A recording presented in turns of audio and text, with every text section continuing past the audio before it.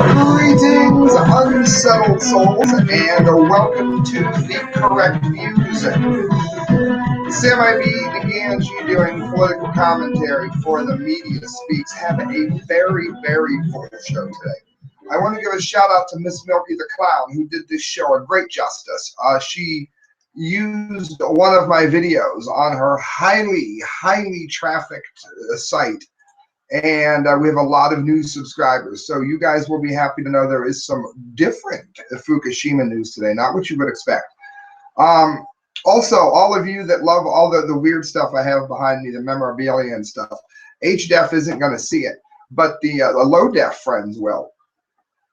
Would you believe I found Faye Ray's autograph for $20? Yes, it's true. You don't know what's even cooler than that is that I went ahead and I got $5 back for this promotion that was going on at the First Friday event that I went to. So new cool stuff behind me. And for those of you that don't give a rat's ass about Faye Ray, you should. What is with the abuse that we have seen nonstop towards Christianity? Now, I'm in favor of free speech. I'm a King Diamond fan, even though I'm Christian. I'm not one of these supposedly dogmatic Christians that are hiding everywhere. But I noticed that you go to a comedy club. I was off on a Monday about a year or so ago. And I went to a club that had comedy in it. Without fail, every Christ slam in the whole world. I'm not in favor of banning it. I'm libertarian. It's fine. But how is it okay to do it to Christianity? What if you told a few Mohammed jokes? You'd be probably killed. But it's okay to do anything to Christians, right? It's okay to limit what you can hang, what you can display, anything at all, if you're Christian. All that's always okay. Did you ever notice that? Well, on Christmas, I got a GoPro cam, and I was testing it. And I said that there had been 0.02% of Christians let into the country from the refugee crisis, even though there were hundreds of thousands of Christians over there in one of the birthplaces of Christianity. The original Christians are from this area. Well, you let them in? Has anybody heard anything at all about them being let in? No, absolutely not. But we're here to help the oppressed, right? Christians are being slaughtered in droves, but they're not being in there. They're not in them in. Patrick, good enough. 573 Muslims, 2 Christians, Syrian refugees admitted to the U.S. since the Paris terror attacks. I call them Parists. CNS News, the number of Syrian refugees being resettled in the United States continues to climb slowly, but of the 576 admitted since last November's Paris terrorist attack, only 0.03 are Christian. Oh, so we've gone up. We've gone way up now, haven't we? The 2 Christians are an Orthodox man and a Greek Orthodox man, according to State Department Refugee Processing Center. Yeah, because Middle Eastern Christians who have just lived in one community for 2,000 years are known to just radically go insane. You always hear about Orthodox Christian Middle Eastern bombers, don't you? At every station. Meanwhile, 560 Sunni Muslims, that would be 97.2%, and 3 Shiite Muslims, how's that happen? And 10 others identified simply as Muslim have been admitted over the same period. One last Syrian male refugee is identified as other religion. Of the Sunnis admitted, 289 are male, 271 are female. 2 of the Shiites are male, 1 is female. But the point is, before I bore you to death with the exact breakdown, you don't have any Christians being let in, do you? Christians are being slaughtered at a higher rate for their religion than Muslims are killing other Muslims for theirs. And yet, nothing. The small number of Christians among those admitted since the ISIS attack in Paris mirrors the proportion admitted to the U.S. since the beginning of fiscal year 2016. On October 1st, 7 Christians, 0.8%, for a total of 867 refugees. The Christians are being slaughtered, and nobody is noticing it. I'm telling you what, all of you that you hate Christians, and again, I'm not one of these oddballs. You can give me some Slayer, I'll crank it up. If they can do it to Christians, you do realize they can do it to you, right? I have a friend who is a Bernie Sanders supporter, and she hates Donald Trump. She doesn't want him cheated, because if they can cheat Donald Trump, they can cheat Bernie Sanders. And you people that are on this anti-Christian kick, you're not getting it. You're missing the bigger picture due to your own prejudice and bigotry. And I don't think it's extant in as many people as the media likes to pretend it is, but I'm pretty sure it's a high enough number to be a significant problem. End of the American Dream, Michael Snyder. ISIS plot to shoot up a Detroit megachurch revealed as Christianophobia spreads across America. If you are a Christian, you better brace yourself for great persecution, he writes. It has gotten very little attention from the mainstream media, but federal authorities have uncovered an ISIS plot to shoot up a Detroit megachurch. 22-year-old Kahil Abu Rayyan, he must have been an Orthodox Christian from the Middle East, of Dearborn Heights, Michigan, told authorities that he actually intended to take a gun into a very large church in Detroit that can seat up to 6,000 people and start killing Christians. He has been charged with supporting the Islamic State and with illegally having a firearm while using a controlled substance. He admitted that if he can't be part of the jihad in the Middle East, that he would do a jihad over here. And as the author says, he has warned many times before, link right there on FactCam. ISIS terrorists already are here, and what we have seen so far is just the beginning. This is what he wrote. I tried to shoot up the church one day. I don't know the name of it, but it's close to my job. It's one of the biggest ones in Detroit. Yeah, I planned it out. I bought a bunch of bullets. I practiced a lot with it. I practiced reloading and unloading. But my dad searched my car one day, and he found everything. He found the gun and the bullets and the mask that I was going to wear. Well, chances are that his father is also Islamic. So, I mean, I'm not saying all Islamists are pieces of crap. It looks like his dad was very much sane, regardless of what religion he was or wasn't. Point is, you don't read about this story, do you? Why? Because it was after Christians, right? It doesn't matter what happens to the Christians. Investigators didn't name, it says, the church that Abu Rayyan allegedly eyed, but claimed the property covers about 2 blocks, less than half a mile from his work, and can accommodate up to 6,000 members. He allegedly purchased the gun and told an undercover FBI employee that attacking the church would be easy. A lot of people go there, plus people are not allowed to carry guns in church, the affidavit quotes him as saying. So this guy, for all of you anti-gun nuts, this guy specifically chose a church to shoot up to carry on his jihad. He chose a church. Why? Because churches don't allow firearms. And he knew he'd get away with it. Genius. It would make the news. Everybody would have heard. Honestly, I regret not doing it. If I can't go to jihad in the Middle East, I would do my jihad over here. They want to, terrorists, obviously, he writes, want to create fear, and they want as much media attention as possible. But it said the mainstream media outlets in the United States and Europe purportedly downplay the hatred of these Islamic radicals and what they have, that hatred burning for ordinary Christians. There's a million, it seems, an unlimited number of Islamists that want this wonderful paradise showered with the attention by virgins when they die. Anything for the sex-fueled fantasy, he writes. But Christians, because they don't want to make Muslim immigrants look bad, it's okay. That is why the mainstream media almost entirely ignored the fact that the main target of the San Bernardino shootings was a Messianic Christian. Another link. And that is why the mainstream media is burying this current story about Kahil Abu Rayyan. If a Christian baker refuses to bake a cake for a gay wedding, that is front page news. But if a Muslim admits to planning to shoot up a church of several thousand people, it's a non-event, according to the media. Well, not on this show, so hit subscribe. If this anti-Christian, it goes on, bias is growing stronger with each passing year. and it has now become institutionalized in our society in many ways.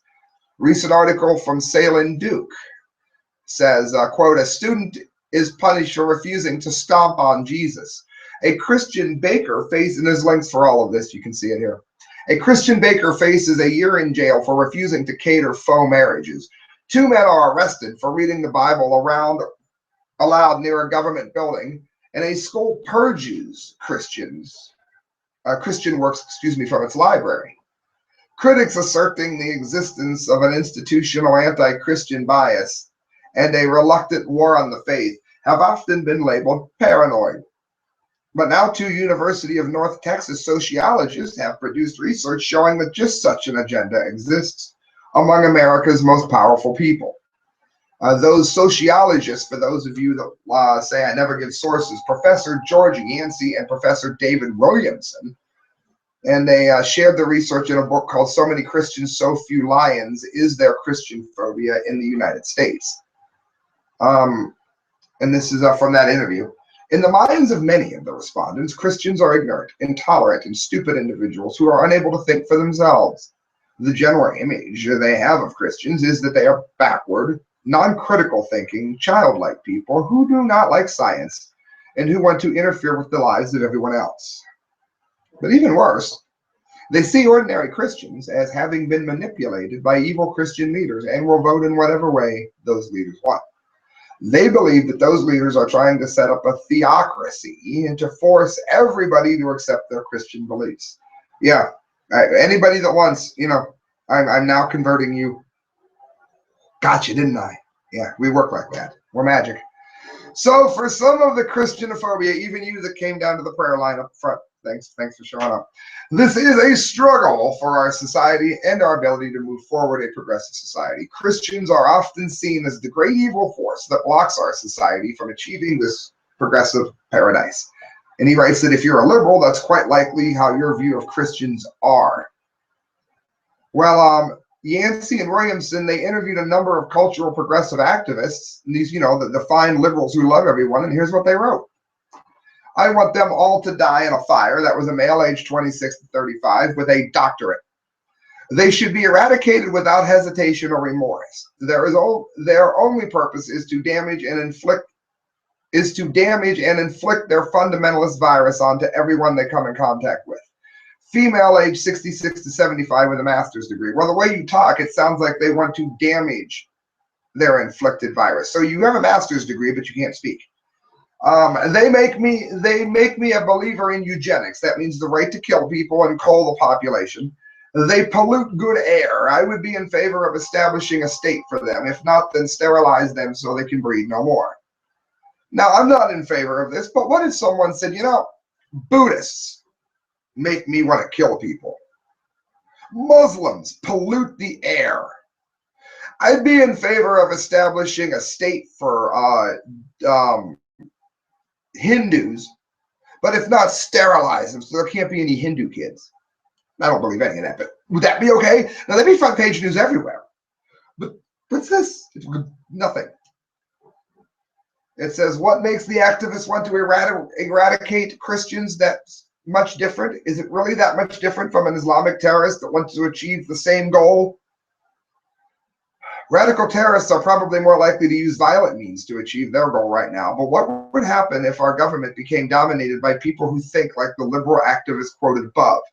And don't think that it can't happen here. When radical leftists took power in the Soviet Union, they killed countless numbers of Christians. Do you realize Stalin killed more Christians than Hitler did Jews? That is fact. When radical leftists took over power in China, they killed countless numbers of Christians. And when radical leftists took power in Nazi Germany, they intended to completely eradicate biblical Christianity. Franklin Delano Roosevelt said, to Hitler, the church is a monstrosity to be destroyed by any means. And if you don't believe that, here's what Hitler said about Christianity. And again, remember that Hitler was a socialist. I don't care if you like or don't like Donald Trump. I'm a libertarian. I admit that. And I like Trump. I'm not saying he's the best thing since sliced bread and we're all going to have an amazing life. But at least we're probably going to get our jobs back. A large chunk of them anyway. So I'll vote for that. But do not say that Donald Trump is a Nazi.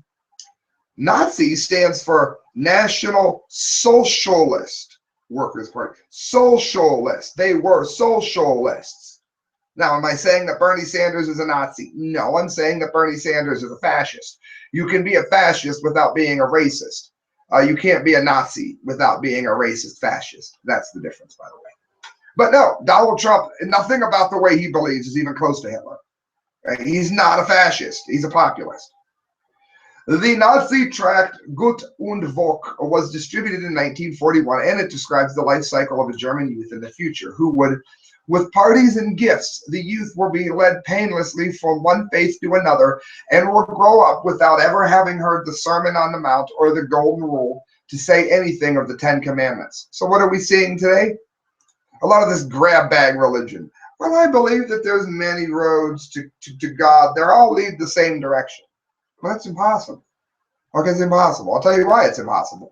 Because in Christianity, Christ said that he is the only way. In Islam, you cannot get into heaven if you believe that. So they both can't be right. Hindus believe there are many gods. Christians believe there are one. They both can't be right. It's impossible. Now, which one you believe in is up to you. But this grab bag religion, the watering down of all religions so that you can worship the state, is happening here, friends. And it's been happening for a long time. The education of the youth, Hitler went on, is to be confined primarily by the teacher, who we know through Common Core is destroying our classes today, the officer, and the leaders of the party. Well, the leaders of the party are the progressive movement that is pushing to death to Christianity. So that would be the left in this country. Unless you're going to try to tell me that the right is destroying religion. The priests will die out. They have estranged the youth from the Volk. Into their places will step the leaders. Oh, the leaders will take over the role of morality in the church. Oh, we're going to be fine. Because we all know that Bush and Obama were so very moral, they should be our new priests. Not deputies of God, but anyway, the best Germans. Yeah, the best Germans know nothing of God. And how shall we train our children? Thus, as though they had never heard of Christianity. What are we seeing today that's that much different than what I just read to you? Feel free to tell me in my comment line. We like to think that we are much better than Nazi Germany, but the truth is that we are the exact same spirit as at work in us today. Americans have been trained to want a society that is completely sanitized of all references to the Bible and to the Christian faith in the public arena. Our children are being raised in public schools that are specifically modeled after the German system. If you doubt this, look it up. Prayer has been banned, and if you try to read a Bible during school hours, it can get you suspended. There's a link to it. So, friends, I mean, I don't know how it could possibly be any plainer than that. There's absolutely no way you could say that there is not a huge war against Christianity. And don't tell me you care about the people from the Middle East. You care about bringing in anybody unvetted that isn't Christian, even though that is what leads to the biggest problem in terms of not knowing who is here. I don't want a refugee to die somewhere because he couldn't get into the country, but I do think they need to be properly vetted. And if that takes some time, then that takes some time. We can't have this insanity going on the way that we're doing it now. Listen to this. Germantown cancels children carnival after terror threat. This is Breitbart. A German town canceled its children's carnival today after authorities received an anonymous letter written in German and Arabic threatening infidels. So they hid the mass rape and molestation and fondling that went on New Year's until so many people took to social media that they couldn't hide it anymore.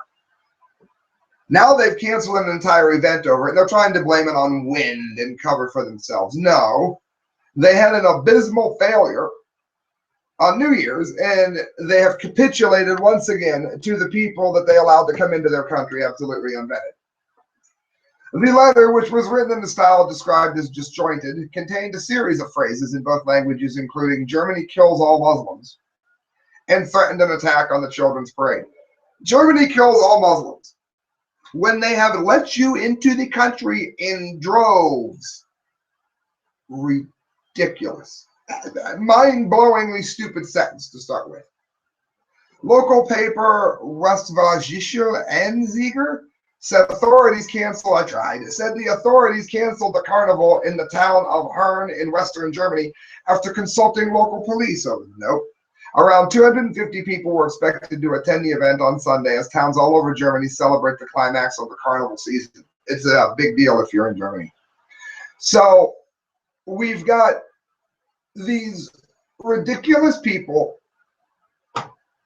letting, and this would be Angela Merkel as the ridiculous person I'm speaking of mostly, would allow people into the country unvetted in streams, and then what they get in return is violence so bad that they can't even have carnival now. Friends, this is brought to you by Change Transportation. If you're within about a 50-mile radius of Canton, Ohio, look up Change Transportation. Tell the dispatcher you heard about it on the correct views, and you'll get a great discount. German plan to impose limit on cash transaction met with fierce resistance. So what are they getting for their influx of Muslim charity? They are being told by Muslims that they are trying to murder them when they just gave them their country. And now they're going to be told how much cash they're allowed to have and how much cash they're allowed to use to fight terrorists. Mightn't it be a better idea to fight terrorism by not letting the terrorists in the country than it is to fight terrorism by taking the cash away from your citizenry? Let me let you in on a little secret, friends. Longtime listeners will not be shocked by this. They want in your bank account to know what you bought, who you bought it from. They want to check for any they want to use it for blackmail. What you buy. Tell me there aren't a handful of politicians that look at porn that you can guarantee they could be slandered in the media if they don't vote this way or that way. They want to know everything about you, and they want to institutionalize the banking system stronger so that everything you do has a fee to it, and everything you do has to go through the banking cartel. That's what they want. Nothing to do with safety. Nothing to do with drugs. A plan to introduce a limit on cash transactions in Germany has been met with fierce resistance across the country, as it should be. Proposals to ban cash payments for more than 5,000 euros to combat money laundering and financing of terrorism has revealed by the German Finance Ministry last week. They face opposition from a broad alliance of political parties, including the Hands Off My Cash letter that was written by the builder. The head of Germany's central bank, Jens Wildmann, has distanced himself from the government's proposal, telling Bild it would be fatal if citizens got the impression that cash is being gradually taken away from them. That is exactly what is happening, by the way.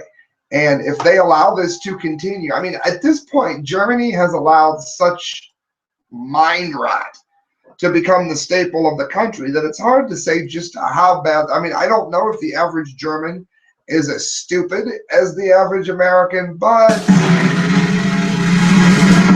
probably. I mean, to allow what we've seen here is unheard of. All right, friends, moving on.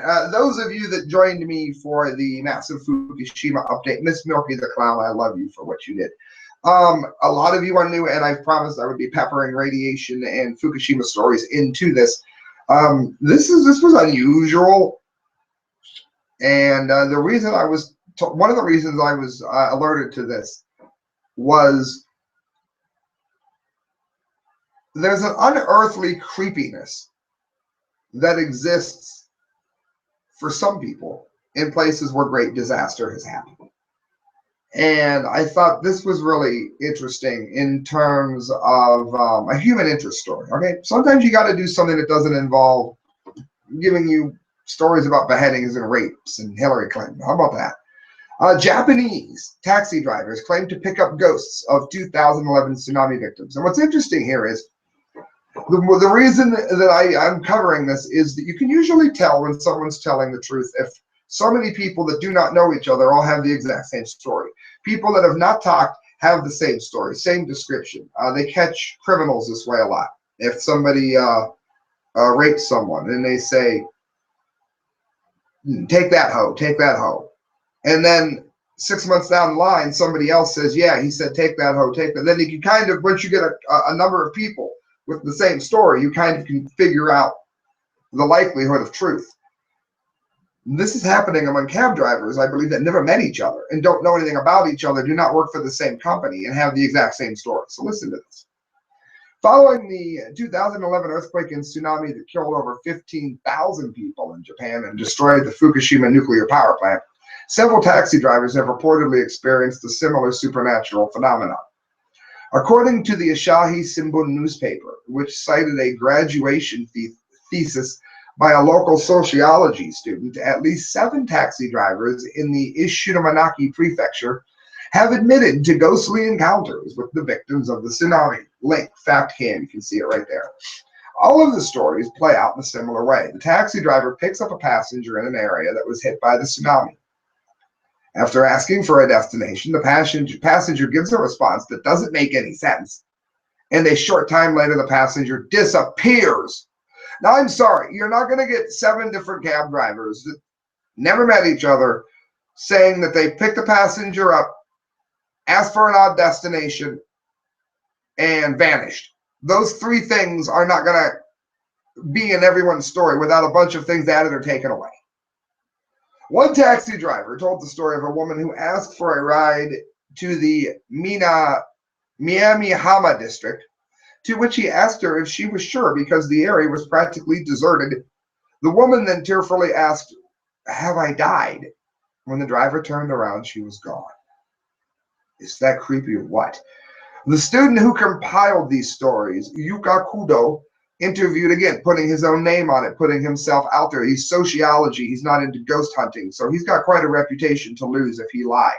I don't see what his motive would be for lying when he's using his real name for a graduation thesis. Yuko Kudo interviewed 100 drivers for her thesis. I'm sorry, I don't know my Japanese very well. It is a lady. She found a common thread in all of these stories, in that all of the apparitions were young people. Whether they really, that's another thing that all lined up. There's 100 of them this time. Whether she really saw any apparitions is, of course, up for debate. However, she thinks that all of the cabbies at least believed that they were picking up real passengers, because in each story, they started their meters before the ghosts disappeared. And as a cab driver, I can tell you that you can check when a meter has been turned on and off. And that, again, you can turn it off and on without having a ghost. But again, there's no motive here. So I thought it was interesting. I'm going to get on to some social justice news that's going to make you cringe. Before I do, I want to give a shout out to Sticker Junkie, proud sponsor of the show, and I'm proud to have them on this show. Sticker Junkie. Want to get good stickers made? Go to Sticker Junkie. When you check out, put in correct views or the correct views, and you are going to save a fortune. That's what you're going to do. So make sure you go to Sticker Junkie. And friends, now we're going to move on to some of the dumbest stories I've ever heard. We're going to talk a little bit about the Super Bowl, and if you hate sports, that's fine. I'm not going to give you the nuts and bolts of it, because if you don't already know who won, you're probably going to watch the replay, and you don't want it ruined for you. So there are no spoilers. There's no sports talk. I will say this. Cam Newton walked away from his press conference, and a Hall of Famer called him out on it and said, "You won't be long in the league acting like that, boy." Social justice idiots said that the word boy was racist, that he meant boy in a racist way. No, he didn't. And let me tell you something else. We do not look down on Cam Newton because he's black. We didn't make him a success because he was black. We made him a success because he earned it when he played football. And we dislike him because he's a jerk, not because he's black. And he earned that as well. Well, that's the kind of thing we're talking about here. You've got people saying that this was racist, that was racist, minorities held down. Minorities held down? Most of the millionaires on the field were black. I see an awful lot of white people in LeBron James t-shirts. I know it's another sport, but you know what I'm saying. I see a lot of white people and Asian people and all kinds of people wearing shirts for sports heroes that are black. Now, how you can be racist when you I drive, my best friend Dan and I, we like to go to football games. It's a release. It's away from all this. I get it. Football rots the mind if you worship it. We don't, so don't lecture me. It gets me away from all this. I went to see the Cleveland Browns. Drove up there in gas. It's about an hour and a half away. Paid their tickets. Bought their popcorn, their whatever, eating chow and getting fat. When did I not support anybody based on race? For one thing, it never even crossed my mind, but we'll go with it. How was I racist? I rooted for Cincy. I sure didn't root for Cleveland. There were black people on Cincy. There were white people on Cincy. I wanted Cincy. I didn't care what color they were. How are we holding back African Americans or anybody else when we're paying them millions of dollars on the football field? But we had a gay pride parade as a halftime show. I missed it, but I saw pictures of it. Well, listen to this. Steve watching Prison Planet. Keyboard warriors cry and whine about Super Bowl ads being transphobic and homophobic. For one thing, it's a football game. Grow a pair. The perpetually offended took to Twitter yesterday to make it known that their feelings had been hurt by ads during the Stupid Bowl. It was a good game. Leaving aside the Doritos ad, which is a whole nother subject for another article, two ads in particular riled the social justice warriors who simply could not contain their pain and suffering. The first ad was for Snickers, a fairly weak short in which the actor William Dafoe, who is an acting legend, is dressed as Marilyn Monroe in the iconic white dress from the 7-Year Itch movie. It's barely amusing, William Dafoe with a grizzled old man, veiny legs. But no, it was transphobic. So now, transgendered people don't only want permission to walk around, dress however they want, and I'm in favor of it. I have no problem with it. But if you don't think that we're going to comment that you look ridiculous if we think you do, then you're wrong, okay? People hate my tattoo. People say, oh, you look ridiculous with a tattoo. Maybe you think I do. Do I get special treatment because I altered my body in such a way that you don't like it? Or is it different for you? Because that to me seems like you're prejudiced against me if you think it is. Ridiculous. This is mind-blowing to me. It was a joke, and I'm pretty sure the people that made it weren't thinking anything about transphobia at all, any more than I was wondering what race the quarterback for Cincy was. I didn't give a damn. I wanted Cincy to win. And no, I wasn't rooting against the black people on the Browns. It never crossed my mind. You got to say it or people go off the deep end. It says, hey, Snickers, have a Snickers. You look a little transphobic when you're hungry. Oh, yeah, because Snickers, you know, I'm sure expected the average American to be a little more intelligent than to think that this was transphobic. But they shouldn't have, because we have an American population that thinks Beyonce can sing and she can't. So, I mean, they went out on a limb. I get it. The second ad for Marmot Mountain depicted a man hanging out in the woods with a marmot. It's a bit weird. They bond while swimming, hiking, and taking in nice views. Then the man tries to kiss the marmot, and the marmot slaps him. But then they make out. Anyway, you're supposed to just chuckle and go, yeah, that's strange, because it's a CGI marmot. Then you move on with your life. But no, it's homophobic. And is depicting bestiality. Yeah, because Marmot Mountain stands for bestiality. You saw it coming, didn't you? They are in favor of bestiality at Marmot Mountain. I don't even know what the hell that is. You're supposed to just chuckle, but you don't. Did I see a commercial with a homophobic beaver? No, you saw a commercial that was made for somebody with a sense of humor, which you clearly don't have. He writes, last time we looked, the planet was on the verge of global conflict and the world's financial system was about to collapse. Is it just us, or does the CGI Marmot and the man in the dress just not seem worthy of getting riled about? Well, if you have a brain in your head. And friends, that brings us to the Dumdy of the day. Oh, the Dumdy of the day is going to take a second. We are going to once and for all with a brilliant commentary, dispel the notion of white privilege. There is no freaking white privilege. Okay, it doesn't exist. Your average, I'm going to get a few things off my chest right away here before I begin. Your average white person at no point in time thinks about someone's race at all. Zero. Okay, I'm a landlord. I have a house. A black person wants to rent from me. I have no problem with it, and I will happily give them the house. Now, if they show up without a job, if they show up drunk, $50 short on the rent and the deposit, and they have a horrible record of renting in the past, then I probably will not rent to that person. If they're white and they show up, they got redneck tobacco in, they're spitting on my floor, whitey's not getting it. I'm sorry. It has nothing to do with race and everything to do with culture. Do not tell me that hip-hop culture is black culture. It is not.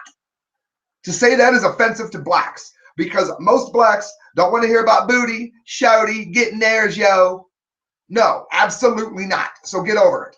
Second of all, this ridiculous notion I've heard people say, well, if you're got white privilege, you can go into a club and expect to hear music that is indicative of your race.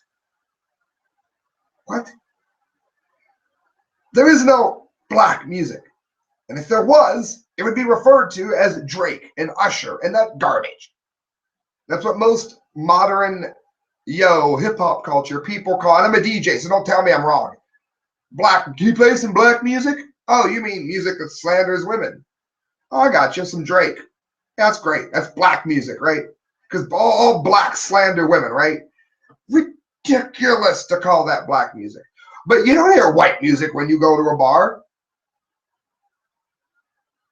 Never. Go into a bar. I went into a bar once and I asked for Benny Benassi before he became a sellout. Absolutely didn't happen. You don't hear Skrillex when you go to a bar. You don't hear Metallica. The only way you hear white music is if you go to a country bar, and that white music sucks. Quote unquote white music. I hear Usher, I hear Drake, I hear T-Pain, and if it's white, I hear Christina Aguilera, Lady Gaga. Do not tell me that Lady Gaga is white music because I'll vomit.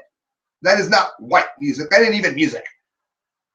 They are using race to divide us, and we fall for it every time. 44703, look it up. That's my area code. That's where I grew up. A zip code. That's where I grew up. You know what 44703 is? It's a remarkable place to get shot and die. I have been jumped more than a launch ramp in a skate park. Growing up was a prayer for survival. We skateboarded in packs because to not do so was a death sentence. Was I robbed and jumped by black thugs just for the fun of it? Yes. Was I jumped and fought by white thugs just for the fun of it? You bet your ass I was. Hey, don't give me this notion about driving taxi. Oh, cab drivers lock their doors when they see a black person. I know, I'm black. It's happening to you because you're black. What you're not seeing is 10 years driving cab. I did the same thing if the person was white. You just don't know because you're not white.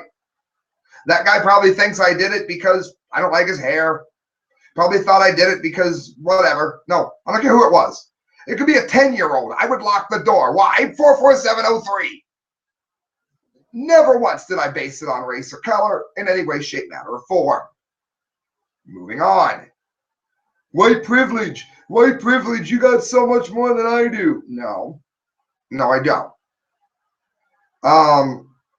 Never have I gotten any great opportunity. Most of what I've earned, I've been cheated out of. I'll be dead honest. Success or failure has never depended on the color that I am. I have worked with black people. I have worked with white people. I have gotten the same jobs as black people in almost every instance, including the one I have now. I'm the day DJ. I'm the night DJ Monday through Thursday, and I'm white. The Friday, Saturday DJ is a black man. We make the same money. We have the same privilege as the other one does, which is very little. No great advantage was given to him because he was black. No great advantage was given to me because I was white. Same money, same job, same treatment, same rules. He's not allowed to play 5 obituary songs because it's white people barking and screaming. He's also not allowed to play black music that drops every N-bomb that you've ever heard in your life. Makes it sound like a KKK rally. He's not allowed to play that. And guess what?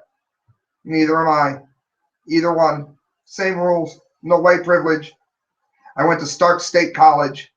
No great privilege. What a school that was! Oh! Didn't happen, people. Didn't happen. There was no privilege. I wasn't held back either. It's not there. I'm telling you what white people think. It doesn't happen. It doesn't happen. With a little bit of that out of the way, Victor Skinner, EAG News. Chicago Seminary urges students to wear white privilege glasses. Those would be clear glasses where everything looks exactly the same. But I'm going to try, without swearing, to go through this. And I'm not sure that I can do it. And you better hit share because God, just dealing with this insanity pisses me off. One more way to divide people and get us to be stupid enough to fall for it. If only white people could see the wildly racist white supremacy culture that dominates America and prevents minorities from living peaceful and happy existences.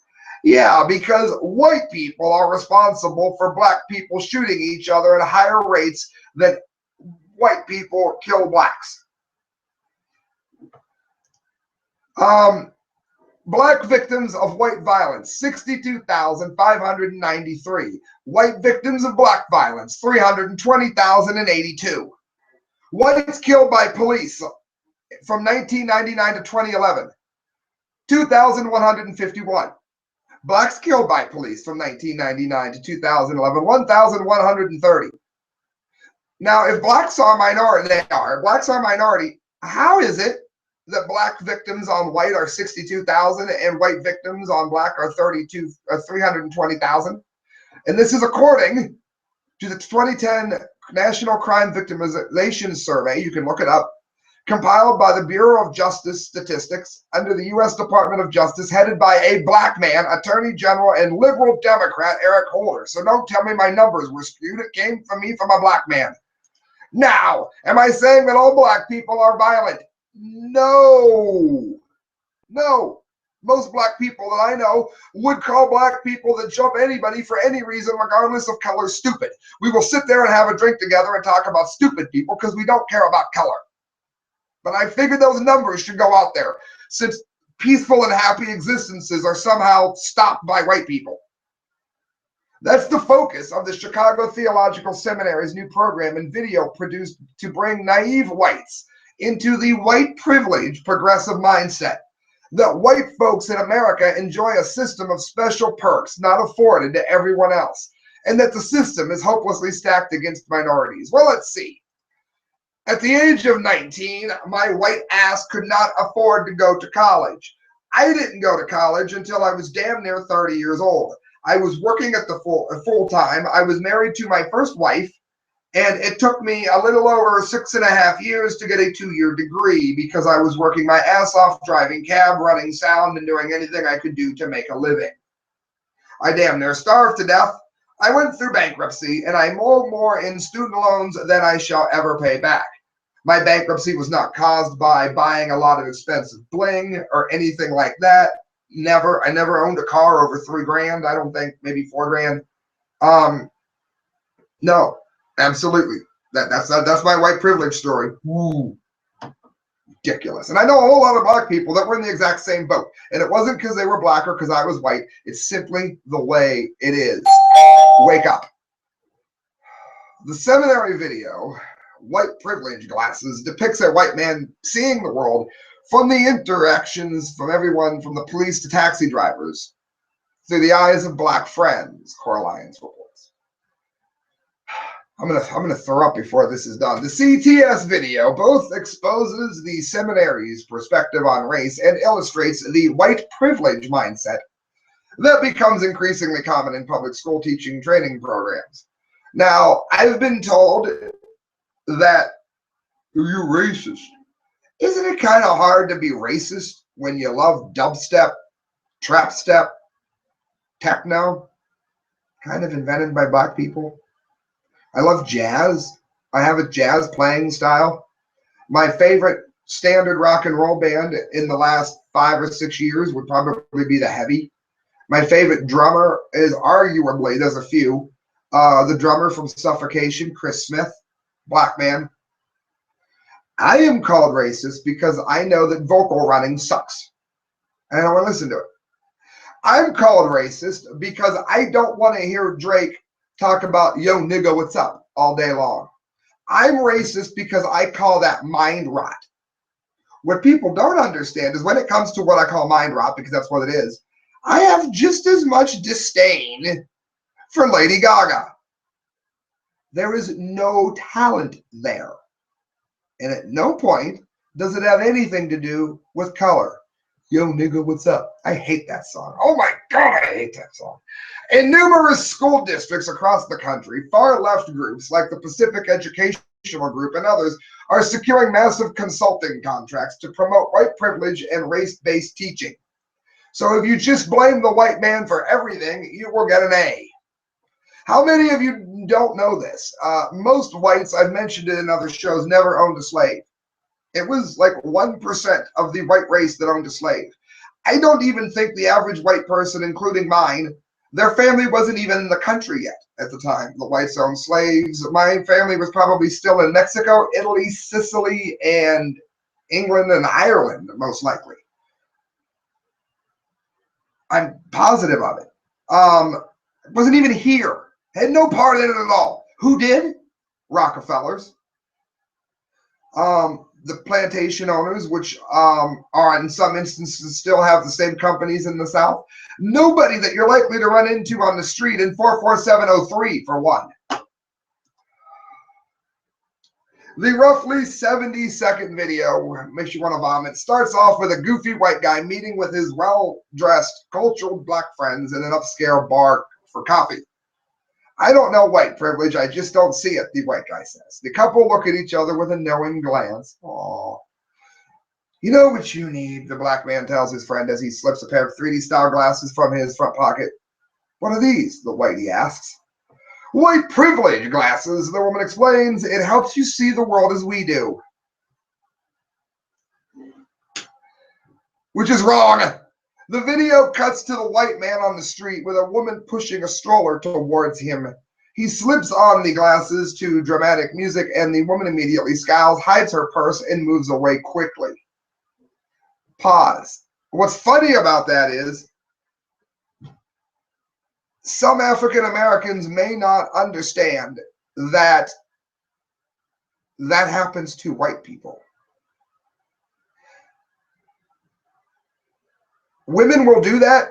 They will hide their purse from anyone looming over them. The same reaction would have been given even if they had been white. And all white people know this. They just don't want to say it because it sounds like you're racist. No. Ask my wife, Christelle. If you go up behind Christelle, no matter what color you are, she's going to hide it. It is not because of your color. Because while she doesn't want robbed from a black person, she doesn't want robbed by anyone. And you don't trust anyone at all when you're holding a purse full of money. Common sense will tell you this. I don't even know why I'm doing a report on it. It just keeps coming up. Next, he looks at the intersection of Jefferson Street and Washington Street, which transformed the corner slave owner and slave owner when he dons the white privilege glasses. Yeah, because, you know, most whites own slaves, 1% of them. In a neighborhood store, the shop owner transforms from welcoming to suspicious when viewed through white privilege glasses. No. If you don't look like you have a certain amount of money, you get that look. If I walk in kind of in my faded Monty Python t-shirt, my tattoo out, and my hair all frizzy, I get the same look. If I walk in like I go to work with like a silk shirt on, dress pants, I don't get a look. If a black man walks in with his pants sagging, saying, yo, what up? They're going to look at him. If a white man goes in, if a black man goes in dressed like I go to work, not going to get a look. Not going to happen. It isn't your color. It might just be the way you're dressed that day. And again, I usually dress like this. So don't give me, I'm not like I'm preaching at you how you should dress. I just don't care what they think of me when they see me walk in a store. I don't give a rat's ass. I'm going to buy what I'm getting. And if you piss me off, I'm not. But I'm letting you know it's not color based. I get it all the time. When viewed through white privilege glasses, the local policeman who nods to his white friend but turns to attack mode with the glasses on. Can you see the white privilege? How do you even get to start this? For one thing, I already gave you the stats on how many white people were killed by police officers already, which is far higher, even statistically. Second of all, let's get into this. If you are going to use this analogy, you need to understand that when I got my DUI, I blew, it was like 8 years ago, I blew so unbelievably low that some police officers will let the person go. In every instance of anybody blowing as low as I did, the court plea bargained them down to reckless op, except me. Do I mean black people? Yes. Do I mean white people? Yes. Everyone that I've ever heard of that blows as low as I did got reckless op, except me. I have no drug or alcohol related offense on my record, nor did I at the time. I do now, the DUI. Nor did I at the time. I had no history of it whatsoever. I was a 34-year-old man with a full-time job. At that time, I had been at the club for 4 or 5 years. And I work at a bar. I worked at a bar for years. My first ever offense of any kind. They threw the book at me. Okay?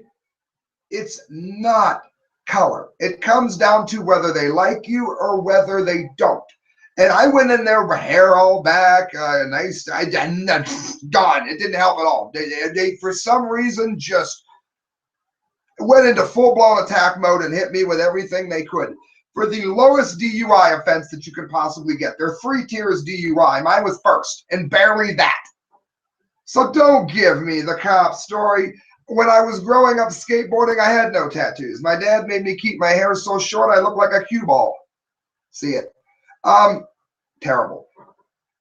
I look like a nerd, really. I couldn't even skateboard down the street without police bothering me.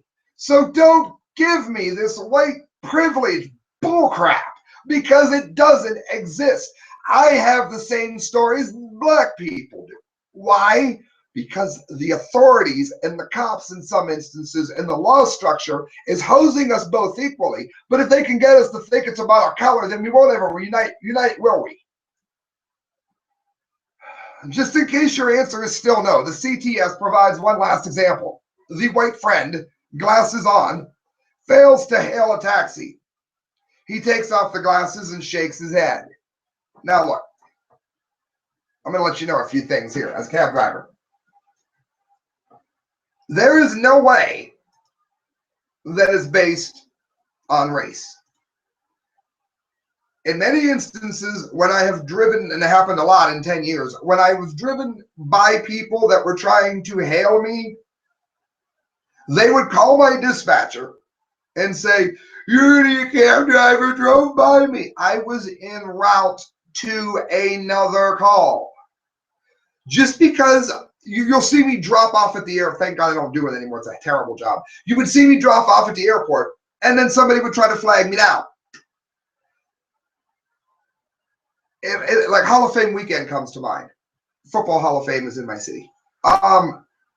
If I pick up at the Hall of Fame and I take them to the airport, my dispatcher says, "Hey," my own work number was 82. "Hey, 82, I need you to go back down to the Hall of Fame. I got another one going back to the airport."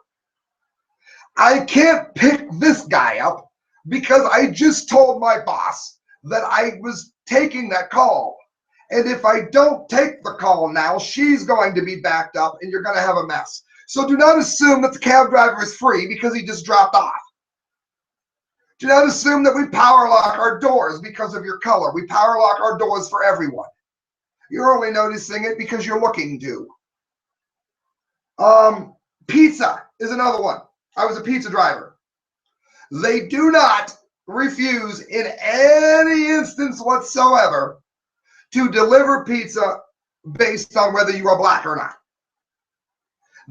No place I've ever worked do they pick up, hear a black voice, and not deliver the food. What happens here, and white privilege, I've worked at a pizza shop and a cab driver. Is my white privilege showing at all? Two of the worst jobs known to man. I've been a telemarketer too. You blow your head off if you do that long enough. White privilege. Ooh, I was so fortunate. Pizza delivery drivers. There's an area that they deliver in. Here it is. Now, if you live here and down here they don't bring it to you, it is not because you are black. It is because you are outside of their delivery area. In instances of extreme violence, there are allotments that do not get food because every time you send a pizza driver over, he comes back either ripped off or beaten up. That entire allotment will be taken off the delivery area, meaning that white people cannot get a pizza there either. And I know this because my white privilege has had me living in such an allotment before, and it sucked. And guess what? I couldn't get a pizza.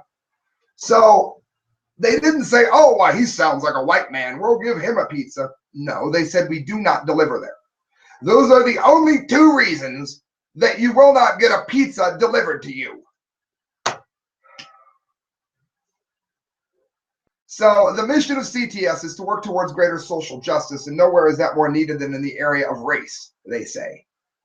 So what you've got here is